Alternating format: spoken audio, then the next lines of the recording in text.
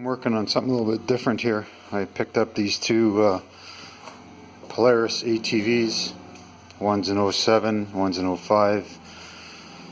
Got them at an auction.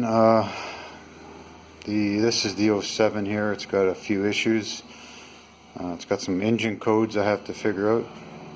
This 05 is not too bad. It just needs a little bit of work on the brakes. But what I'm working on here is the 07's fuel gauge. When I picked up the quad, there was no fuel gauge on the instrument panel. It didn't show any fuel gauge. So turns out the previous owner had disconnected one of the wires just so it wouldn't be showing empty all the time because the fuel sender wasn't working. So I've been working on the fuel sender, and here it is here. There's the fuel pump, electronic fuel pump, and there's the fuel sender. So I was kind of stumped there for a little while, and then because it would work, the gauge would work when I had the pump out and just lifting the sending unit by hand. So then I got this old gas here. So let's put it in and see what happens. As you can see, the float, it's not floating.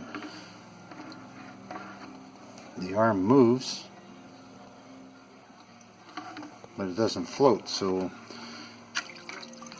then I thought, well, maybe it's waterlogged or something, or soaked in the gas. So I took it off, and the float itself will float.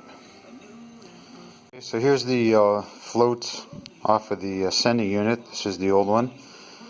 I didn't film it, but I took a float off from an old boat motor gas tank I had. Smaller than this, there was two of them in there, so I put both of them on the sending unit for the ETV. And I'll put that gas tank back in and we'll see if it works. Tank in, got the fuel pump back in, and I'll turn it on and see what happens.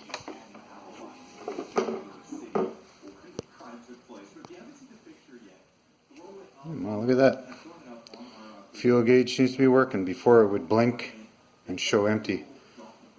So we'll see how long that lasts. As long as those floats don't fall off, should be okay.